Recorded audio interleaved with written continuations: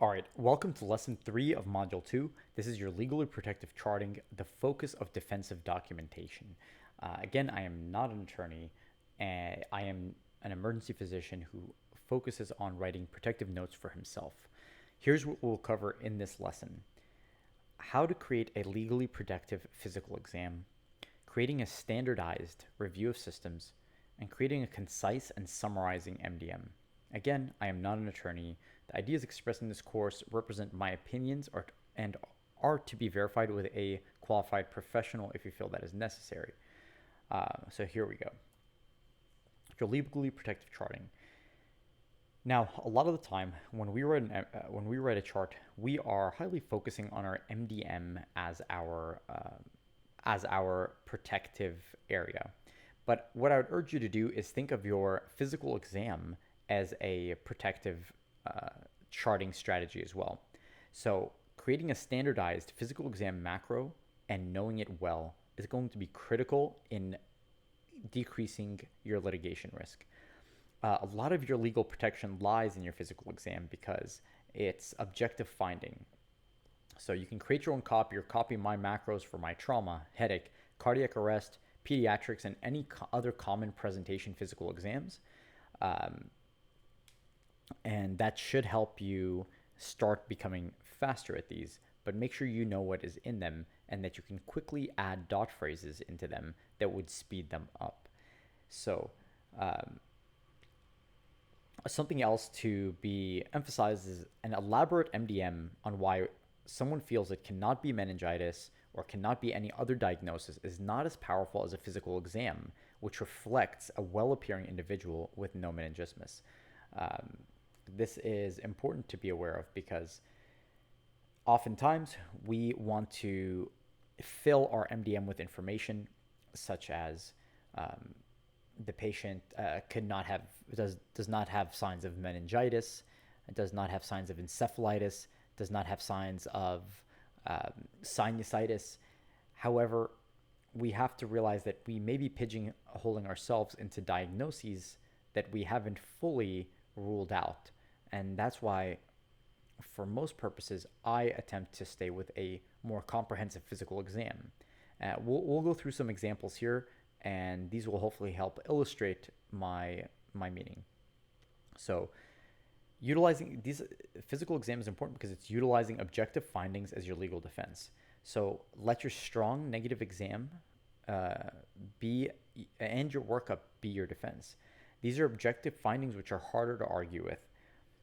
Example, I do not believe this is meningitis, may be less protective than mentioning no meningismus. Neck supple, able to move up and down without difficulty. Now, if there was meningitis with a case that you had a physical exam like this, you would not have to defend your own clinical knowledge that this is not meningitis. You would just only have to iterate that your exam does not support meningitis, which is an objective finding.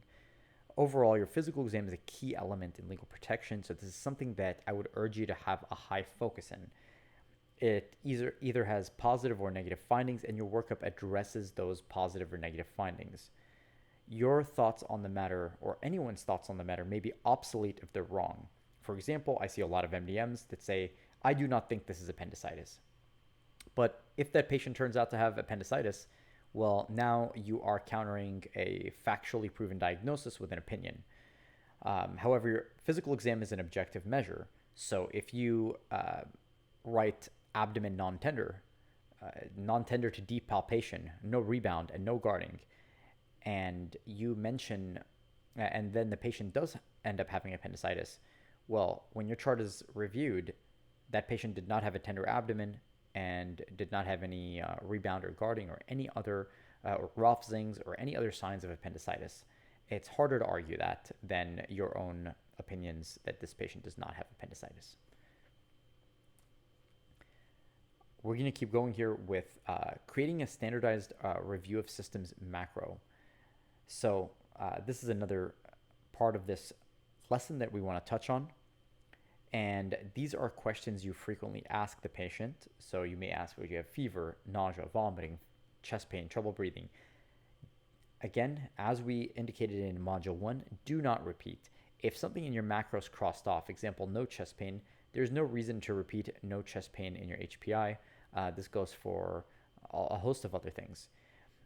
You want to try to be as concise as possible with the note, and you want to get everything in as few words as possible. And you don't want to give yourself chance to create redundancy, because redundancy creates more errors within your note.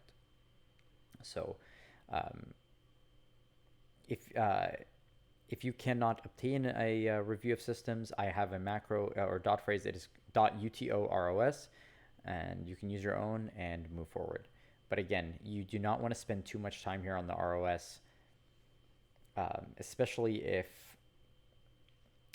there's many things that are negative and that are commonly asked by you.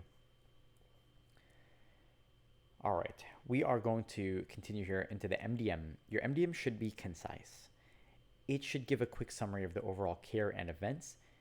In my opinion, it should not list out every potential differential diagnosis. This is cumbersome, and again, I do feel that this may entangle you in potential issues, because if one of those diagnoses is the case and the patient does have appendicitis, in your note, in your MDM saying, I do not believe this patient has appendicitis, it does not seem that helpful anymore.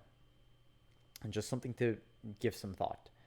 Sometimes the more you say, the more you implicate yourself. So let your strong negative physical exam and your workup be your defense. Now, the benefit for us is that our strong negative physical exam has multiple dot phrases and can be completed in a very short amount of time. And so if we're looking for legal defense and we're getting it from a negative physical exam, that helps us be concise in our MDM. You're summarizing MDM. Main things that I believe to be important for an MDM is listing objective findings, not hypotheticals.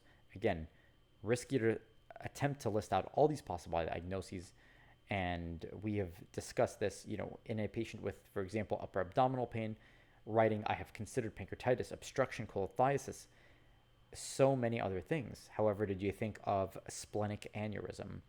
Again, a note that writes,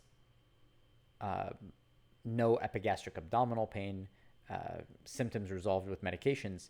Those are objective findings, and we want to focus on objective findings, not I have considered, because this just puts you in a world of vague interpretation.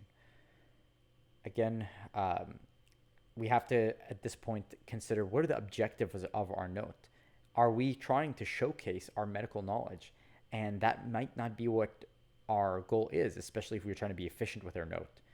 This may be a losing battle in our field, since if the diagnosis was pancreatitis, you would have caught it. If not, then you corner yourself into only having thought of that diagnosis and not having acted on it further. So it may not help too much to be highly detailed in the MDM and almost pontificating over the various different disease processes that could potentially be occurring. Again, we want to address objective findings, and we want to demonstrate standard of care. We want a strong, concise, legally defensible chart. And that is a big reason why quicker and faster documentation using efficient dot phrases and systems that you have put in place may not actually be detrimental to your overall legal risk. And that may be just a feeling that we have sometimes. So again, let your physical exam be your legal, be a strong part of your legal protection, and definitely pay strong attention to it. So here's what we covered in this module.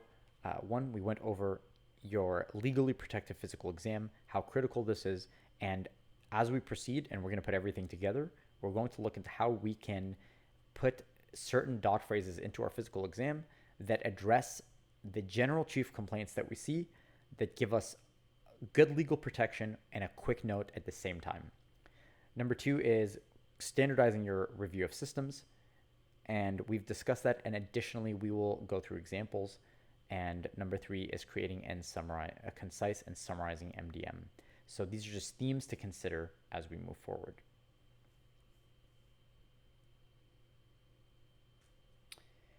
All right, before we fully get off of this topic and this lesson, I do want to just quickly go through a note where where these examples are demonstrated.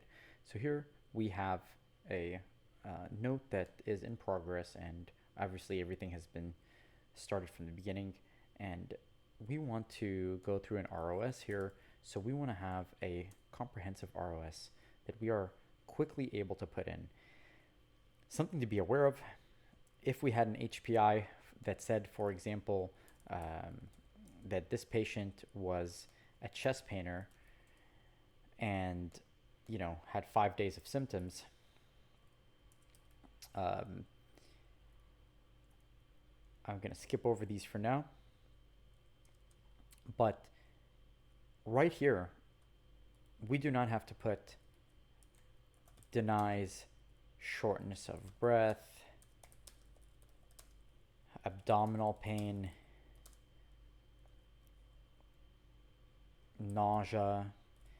And the reason we don't have to include this here is because we've already included it in our review of systems.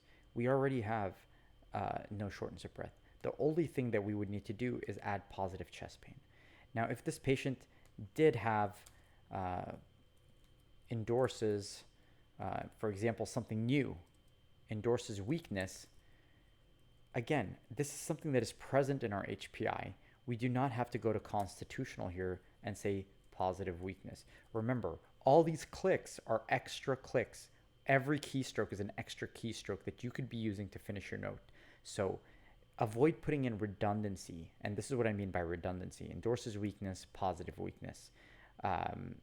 Denies shortness of breath, but here your review of systems already says no shortness of breath.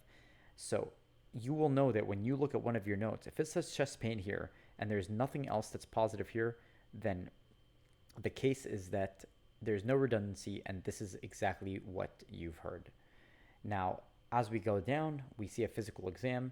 Again, these are things that we want to have pre-completed dot phrases for. So for myself here, I have a few of them, and these are all going to be available to you. I have a dot PE underscore comprehensive.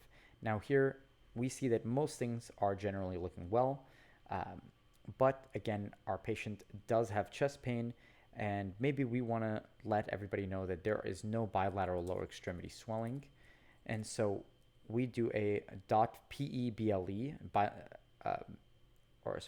no dot PEBLE, no bilateral lower extremity edema. And let's just say, for example, this patient had some abdominal pain and he was soft, non-tender, and we would just also want to say that this is a non-surgical abdomen. We want to protect ourselves in this physical exam. So we want to write things like no rebound, guarding, rigidity, but we don't want to type all that out. We want that to be dot phrased in. So every time we have a chest pain patient, we have certain things that we add for our cardiovascular. Every time we have a GI patient, we have a macro or a dot phrase that we add in for our GI. In addition to that, say this patient had back pain, for example. Well, I would want to demonstrate that this patient's back exam was pretty normal, and I would put my .pe back. Now, this is looking for any neurological signs like cord compression, but this is something now I don't have to type out, but I'm not going to say in my MDM that this patient does not have cord compression, because his back pain does not seem like cord compression in my opinion. I'll just let my physical exam represent itself. So here we say no CTLS tenderness palpation, 5 out of 5 strength, and these are all the extremity with lower extremity abduction, adduction, flexion. Now, a comprehensive physical exam is, in my opinion, a lot stronger than in my MDM saying, after pontificating, I don't believe patient has cord compression, metastatic cancer. You see, these are all things, and now I could fall into loops, into holes, writing all these things. And it not only do I fall into multiple holes, it makes my note take much longer, and this is why we're spending so much time doing notes after shift. So thank you, and this will conclude this lesson.